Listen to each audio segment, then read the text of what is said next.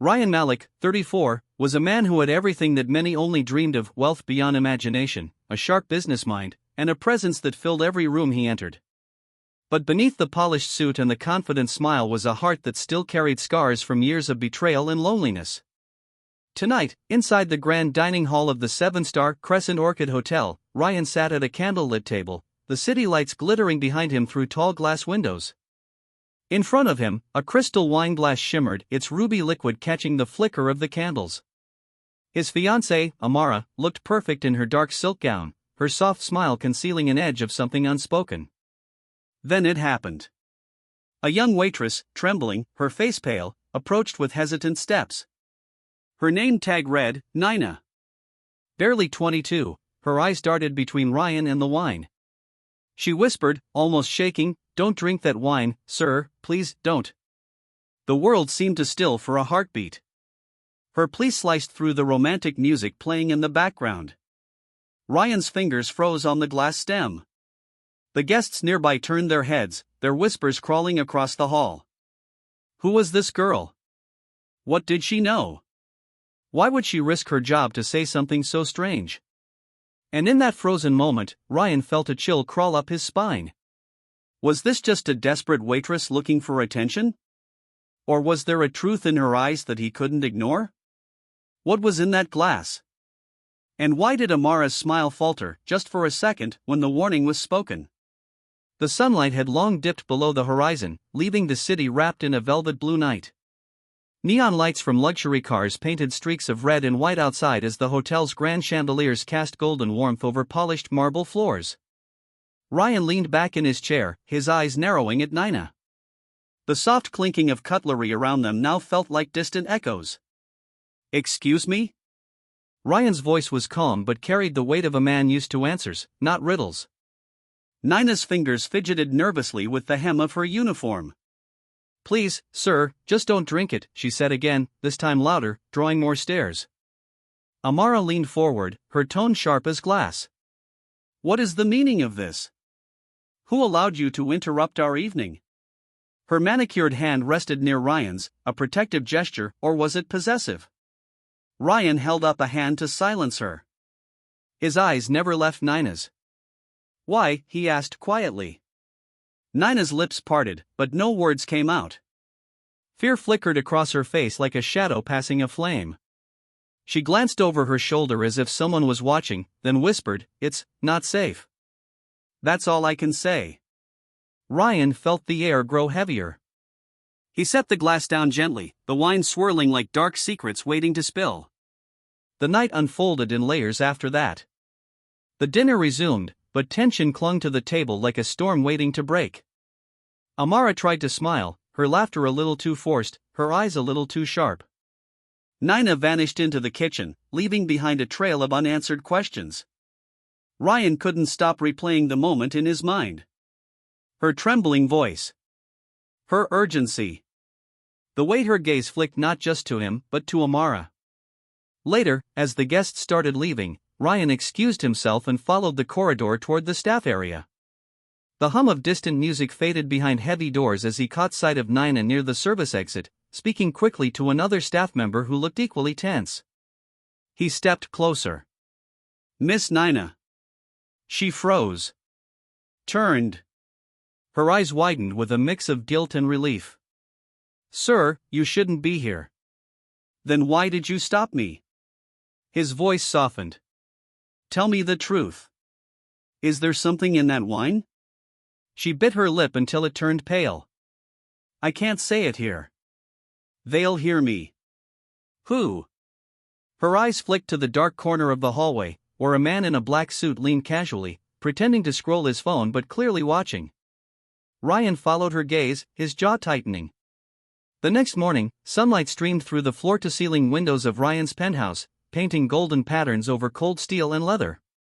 He stood by the balcony, the untouched bottle of wine sitting on his marble counter, a gift from Amara's family, delivered with a ribbon and a note that read, "To our future together." Ryan sipped his black coffee instead. His mind churned. For a man who built his empire by trusting no one, why did that girl's warning feel so real? Amara called him later, her voice dripping with concern. Ryan, darling, about last night, that waitress will be fired. Such disrespect is intolerable. I'll make sure the hotel handles it. Don't, Ryan said, his tone flat. Don't? She humiliated us in front of everyone. She might have saved my life, he murmured. There was a pause on the line. What are you implying? I'm not implying. I'm asking. His voice hardened. Should I have drunk that wine, Amara? Click. The line went dead. That evening, Nina found a note slipped into her locker. Meet me at the old fountain behind the hotel.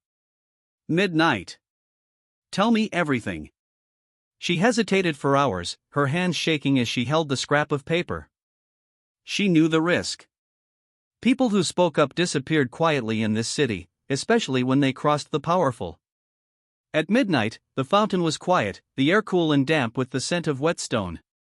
Ryan stood under a lamppost, his coat collar turned up. You came, he said. Nina looked around nervously. You shouldn't have sent that note. They're watching you too now. Who are they? She stepped closer, her voice barely a whisper. Sir, that wine wasn't just wine. It was. A sudden noise snapped through the night. Footsteps. Heavy. Coming fast. Ryan grabbed her arm. Who is it? Nina's eyes widened with terror. Run, she whispered. They darted into the shadowed alley, the cold stone walls echoing with their hurried breaths. Behind them, the footsteps multiplied. Men in black suits, the same kind who had watched them at the hotel, now emerged from the dark with grim determination. Ryan pushed Nina ahead, his mind racing. This wasn't just about a glass of wine anymore. Someone wanted him silent. Someone didn't want this truth to come out. They turned a corner only to find two more men waiting. Nina gasped. They know, they always know. Ryan clenched his fists. He had built an empire in a city of wolves, but this felt different. This was personal. And then, one of the men stepped forward, smiling coldly. Mr. Malik, you should have enjoyed your dinner and forgotten the rest. Now you've made it complicated. The night swallowed their voices as the lamppost flickered above, casting long shadows that danced like ghosts. Ryan's heart pounded, not from fear, but from the cold realization that the woman he was about to marry might have just handed him a death sentence wrapped in silk and kisses. The cold night wrapped around the alley like a steel trap as Ryan Malik stood face to face with the men in black suits. The narrow passage smelled of damp concrete and stale smoke. Nina clung to his sleeve, her breath quick and uneven, eyes darting like a trapped bird. One of the men stepped forward, his leather gloves catching the weak lamplight. Mr. Malik, he said, his tone calm, too calm, you are interfering in matters that don't concern you. Ryan's jaw tightened. Someone tried to poison me last night. That concerns me. A faint smirk curved the man's lips. You should have just drunk the wine. Nina shuddered beside him. Don't listen to them, she whispered. The men began to close in, their steps slow, deliberate. Ryan scanned the alley, 2 behind, 3 ahead. No easy escape. He had built his empire in hostile boardrooms, where words were weapons, but this was the raw edge of survival. Suddenly, a crash echoed from the far end of the alley, a trash bin knocked over by a stray cat. The momentary distraction was enough. Ryan grabbed Nina's wrist. Run, he hissed. They bolted down the side lane, their footsteps pounding on the wet pavement. The men shouted, their chase quickening. Neon lights from the main street flickered ahead like a promise of safety. Left. Nina gasped, pointing to a side stairwell leading up to a dimly lit rooftop. Ryan didn't hesitate. They climbed 2, 3 flights, their lungs burning. Behind them, the echoes followed, relentless. At the rooftop, the city spread out in a glittering maze of towers, traffic, the hum of midnight life unaware of the hunt happening above their heads. Tell me now, Ryan demanded, his chest rising with each breath. What's in that wine? Nina clutched the railing, her knuckles white. It wasn't just poison. It was a marker. A marker? She nodded, her voice trembling. Something they use to track, to make people compliant. It starts slow. It doesn't kill, not at first. It changes decisions. It makes them sign papers, transfer assets, trust the wrong people. You would have handed over your company, your wealth, and never questioned why. Ryan felt the chill of the night seep into his bones. Who are they? The syndicate, Nina whispered. And your fiancée, she's one of them. The words struck like a blade. Amara, elegant, flawless, the woman he had planned to marry, was this her doing? She told me she loved me, Ryan murmured, half to himself. That's what they do, Nina said softly. They love you into ruin. Below, the men spilled out into the street, their radios crackling. One of them looked up, spotted movement on the roof, and pointed. They've seen us. Nina cried. Ryan grabbed her hand again. Then we move. They descended the other side, slipping into the shadow of a closed marketplace. The metallic shutters clanged softly as they passed, their breath forming mist in the cool air. Nina's steps faltered. Why are you helping me? She asked. I'm not helping you, Ryan said. You're helping me. But that makes us both targets now. For a moment, their eyes met, his, sharp and calculating, hers, filled with a mix of fear and strange determination. By dawn, they found shelter in a quiet tea shop that had just opened on the edge of the old district. The scent of cardamom and warm bread filled the air. The owner, an old friend of Ryan's late father, greeted him with surprise but asked no questions. Sit, Ryan said, pulling out a chair for Nina. She looked exhausted, her hair disheveled from the night's chase. They'll come here too, you know. They always do. Then tell me everything before they do. Nina took a deep breath. Amara was never just a fiancée. She was sent to you years ago. They studied your habits, your investments, your weaknesses. The syndicate wants control of your shipping empire, your ports, your trade routes. That wine was just the final step. Once you were under their influence, the rest would be easy. Ryan leaned back, fingers steepled under his chin. And you? Why warn me? Why risk your life? She hesitated. Because I was once like her. I was recruited too. But I couldn't do it. I saw what they did to others. I couldn't let it happen again. A shadow moved outside the tea shop window. Then another. Ryan's eyes narrowed. They're here. The shopkeeper froze when the door creaked open. Two men in dark coats entered, scanning the room with predator calm. Nina's hand trembled around her teacup. We have to leave. Not yet, Ryan whispered. Let them make the first move. The men approached their table, one placing a gloved hand on the chair beside Ryan. Mr. Malik. Miss Nina. Running makes it worse. Come with us quietly.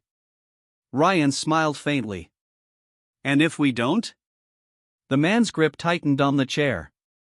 Then it gets loud. The morning light glinted on the street outside as silence thickened inside the shop. Nina's pulse roared in her ears. Ryan, however, looked calm, too calm. Gentlemen, he said, standing slowly, you've mistaken me for a man who plays by the rules. The men exchanged a quick glance, unsure. In one swift motion, Ryan flipped the table, the teacups crashing as steam filled the air. He grabbed Nina and pushed her toward the back door. Go, he barked. The chase began again, but this time, Ryan wasn't just running. He was planning. They emerged into the bright streets, the city now fully awake, horns blaring, vendors shouting, the chaos of morning hiding their escape. Nina clutched his arm. You can't fight them alone. I've built a fortune fighting people like them, Ryan said through clenched teeth. But this time, I want to know why they're so desperate. What's in that deal? What's Amara's real role? Nina looked at him, her eyes haunted. You won't like the answer.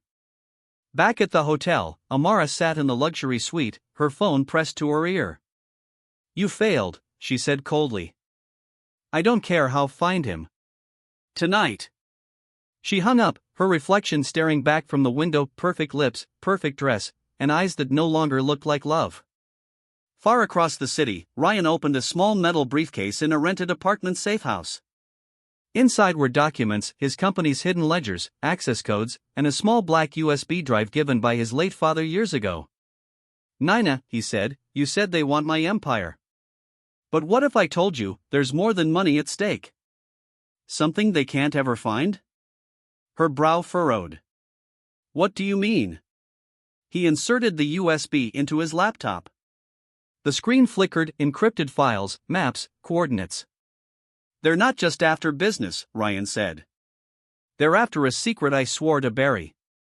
And just as the screen decrypted the first file, the window shattered. A gunshot echoed. Nina screamed. The glass exploded inward like a sudden storm, spraying shards across the room. The force of the gunshot shook the small safehouse apartment, the bullet embedding itself into the wall inches from where Nina had been standing. Her scream pierced the air as Ryan grabbed her by the arm and pulled her down behind the couch. "Stay low," he hissed. Footsteps thundered up the stairwell outside. The door rattled once, then again, harder this time. Ryan's mind raced. He was a businessman, not a soldier, but years of surviving cutthroat deals and betrayals had taught him one rule: strike before you're cornered. "Window, now," he whispered. Nina's eyes widened. "We're on the 4th floor." "It's that or a bullet," Ryan muttered.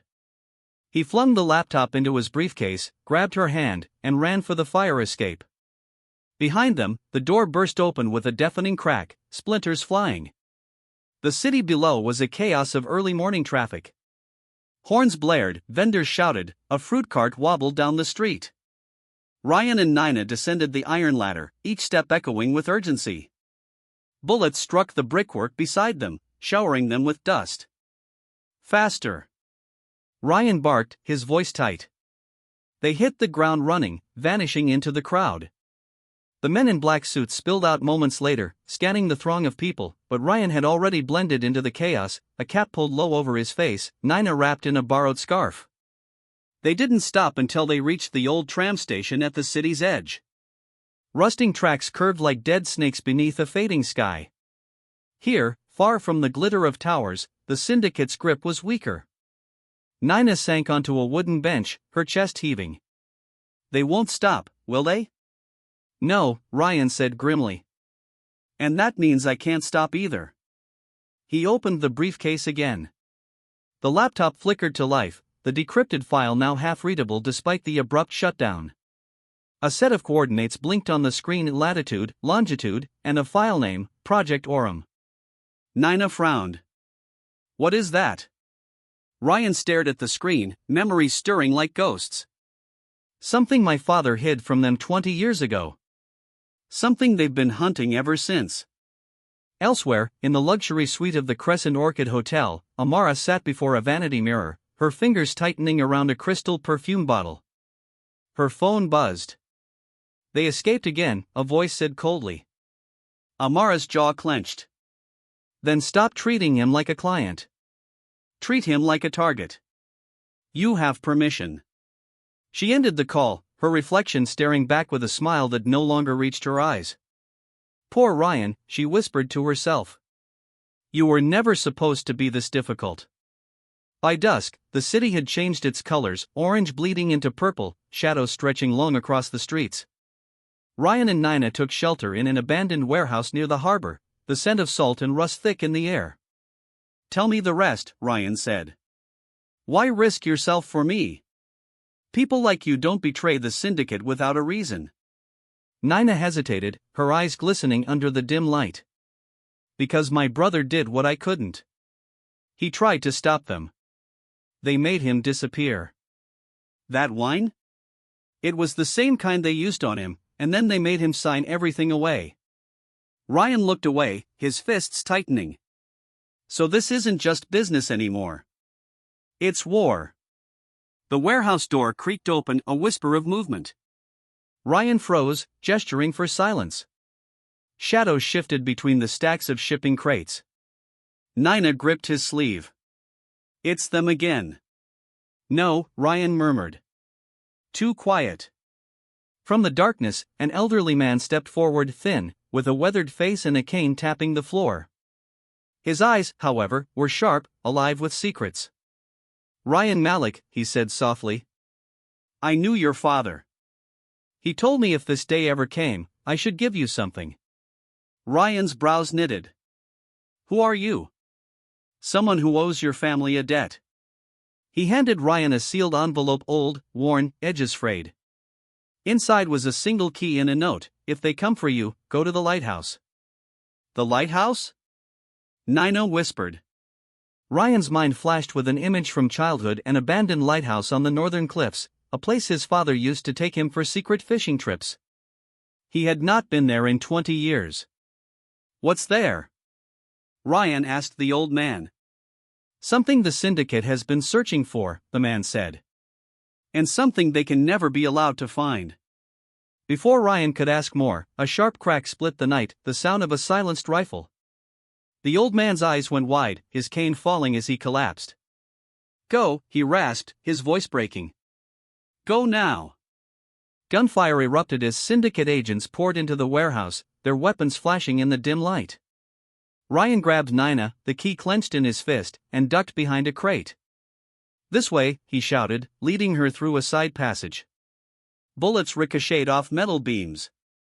Sparks danced like fireflies in the dark. They burst out into the night air, the salty wind biting their faces as they ran toward the harbor's edge. Nina clutched his hand, her voice trembling. "What is at that lighthouse, Ryan? What are they so afraid of?" Ryan didn't answer. His eyes burned with a fire she hadn't seen before. "It's not what they fear," he said finally. "It's what they know I'll do if I reach it first." Far behind them, in the shattered warehouse, Amara stepped over the fallen old man. She picked up the dropped envelope, now empty, and crumpled it in her hand. "So you still keep secrets from me, Ryan," she murmured, her voice cold as winter steel. "But not for long." The night stretched ahead, the northern cliffs miles away, the syndicate close behind. Nina glanced at the dark horizon. "Do you have a plan?" Ryan looked at her, his jaw set. "I don't need a plan. I need time." And in that moment, a silent question lingered in the wind. The road to the northern cliffs was long, dark, and empty. The old highway curved along the rocky coastline, where waves crashed below like roaring beasts in the dark. The headlights of Ryan's black SUV cut a narrow path through the mist as Nina sat beside him, her fingers nervously tracing the edge of the sealed key they had found. "Are you sure this is safe?" she whispered, breaking the silence. "No," Ryan replied, his eyes fixed ahead. "But it's the only path left." Behind them, far on the horizon, faint lights flickered, vehicles, distant and relentless. The syndicate was still on their trail. The lighthouse appeared at dawn, a tall, weathered structure of stone and iron, standing alone on the cliff like a sentinel forgotten by time. Its windows were cracked, its paint faded by years of salt and wind. Ryan parked the car and stepped out, the cold wind biting his face. He gripped the key in his hand, the note from his father heavy in his pocket. Nina followed close, her coat pulled tight around her. "It looks abandoned," she murmured. "That's what makes it perfect," Ryan said. Inside, the lighthouse smelled of rust and old seaweed. The spiral staircase groaned under their steps as they climbed to the upper chamber. Dust motes swirled in the weak morning light. There, behind an old control panel, Ryan found a small iron lockbox hidden beneath a loose floorboard. The key slid in perfectly. Click. The box opened to reveal old documents, a faded photograph of Ryan as a boy with his father, and a small vial of amber liquid sealed with wax. A note lay beneath it, written in his father's familiar hand. "If you are reading this, they have come for you as they came for me. The vial is the cure. The marker is not poison, it is a tether. They use it to control minds, bend wills, rewrite trust. Do not let them have this. Do not let them make you their pawn." Nina gasped softly. "A cure, that means, the wine." Ryan nodded slowly, his fingers tightening around the vial. "They weren't going to kill me. They were going to own me." Far below, engines growled. Black vehicles rolled up the dirt path, doors opening like the wings of predators. Men in black suits stepped out, their weapons glinting in the gray dawn. And at the center of them, stepping gracefully out of a sleek limousine, was Amara. Her gown was gone, now she wore a sharp black coat, her hair tied back, her eyes cold and clear. "Ryan," she murmured, gazing up at the lighthouse. "You never did know when to surrender." Inside, Nina spotted movement from the window. "They're here," she whispered, panic rising. Ryan tucked the vial into his coat and turned to her. "There's a boat at the back dock. My father kept it fueled. We can escape by sea." "But what about the documents?" "They come with us." The stairwell below creaked, boots on iron steps. The syndicate was already climbing. "Go," Ryan urged.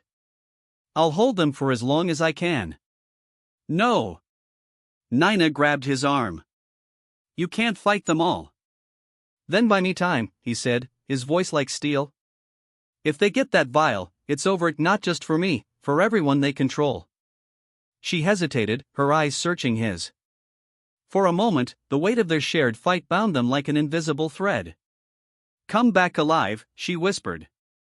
The lighthouse door burst open as the first agent entered, his rifle raised. Ryan shoved a rusted barrel down the stairs, sending it crashing into the intruder. The man tumbled back, cursing. Gunfire erupted, echoing off the stone walls. Ryan ducked behind the old control panel, his hand gripping a rusted iron pipe, his only weapon. Nina slipped down the back stairs, clutching the briefcase. The cold air stung her face as she ran for the dock below. Amara stepped inside the lighthouse, her heels clicking against the stone. "Ryan," her voice rang out, sweet and sharp like a blade hidden in silk. "Come down, and I'll forget this madness. We can still fix everything." Ryan's laugh echoed from above, bitter and low. "Fix?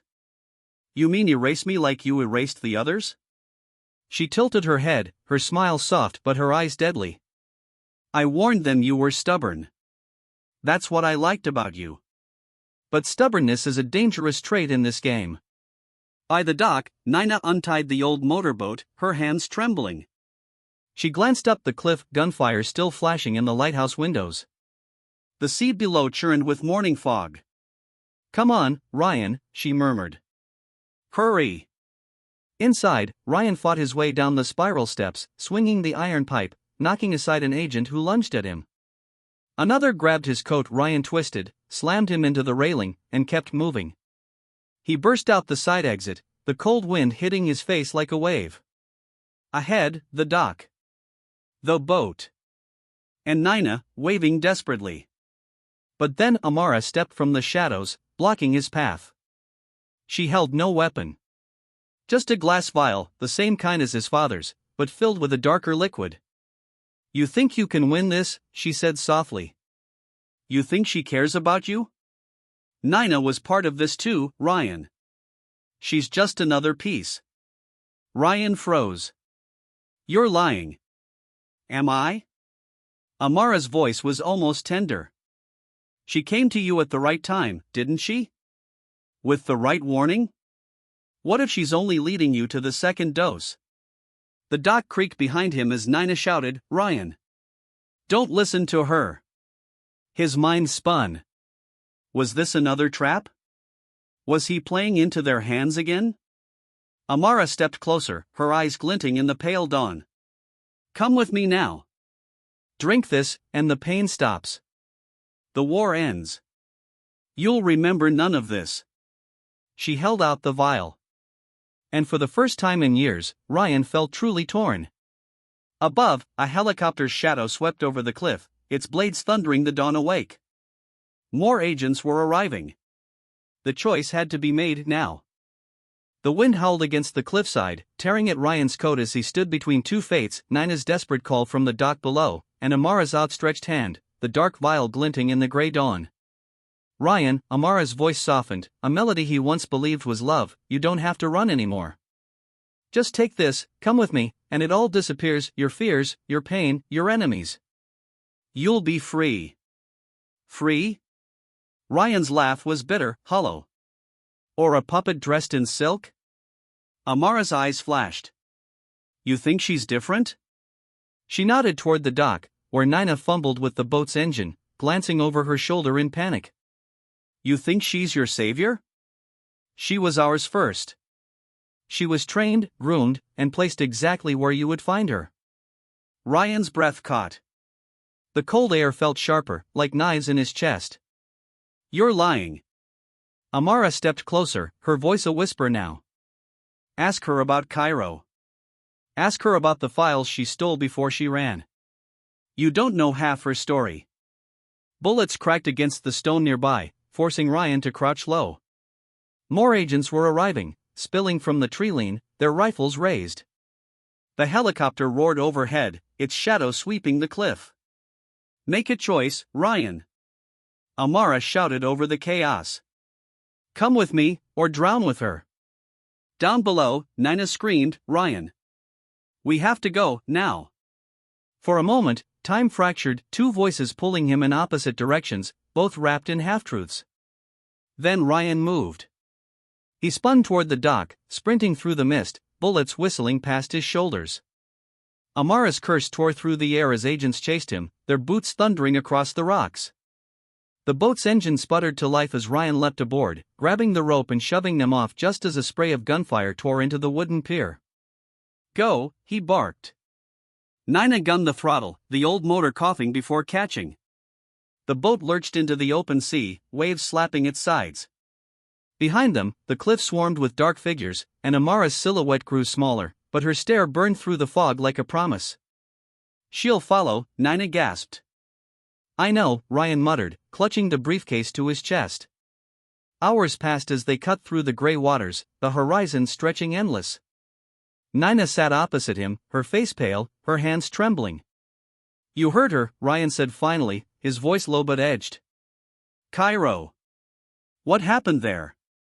Nina's lips parted, but no words came at first. The sea groaned beneath them, the wind biting cold. I worked for them, she said at last, her voice almost a whisper.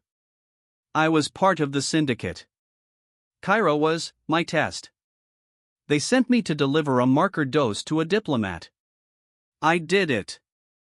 And I hated myself for it ever since. Ryan's fingers drummed against the briefcase. So why warn me? Because you're not like them, she said, her eyes meeting his with a strange mix of defiance and guilt. You build things. You don't destroy them. And because your father saved me once, when I was nothing. The confession hung heavy in the damp air. Ryan turned his gaze toward the distant horizon, where the clouds began to break into streaks of pale light. So she wasn't lying, he murmured. No, Nina said softly.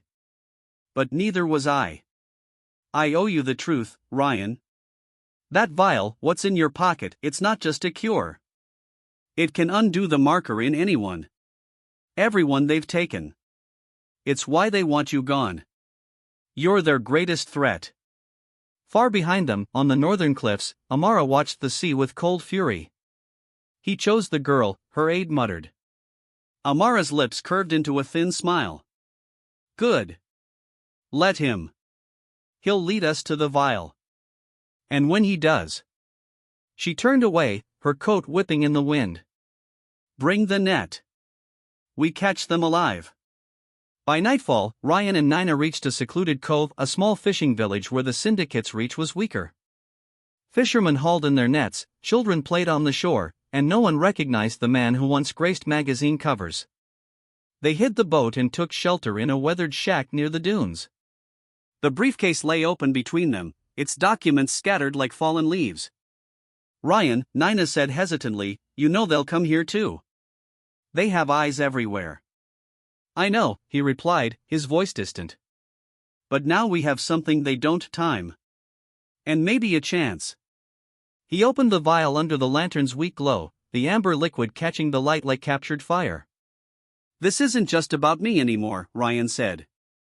This could free hundreds, maybe thousands they've bent to their will. And make you their enemy forever, Nina whispered.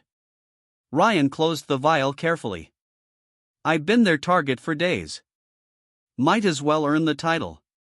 Suddenly, a sharp crack echoed outside, the sound of a branch snapping. Ryan's head snapped up. "Stay here," he whispered. He stepped out into the night, the sand cold beneath his shoes, the sea whispering against the shore. The village was quiet, too quiet. Then came the flicker of a red laser dot across his chest. "Ryan Malik," a voice called from the dark, "you've run far enough." From the shadows, a squad emerged, silent, masked, rifles raised. And at their center, stepping forward with her heels sinking slightly into the sand, was Amara.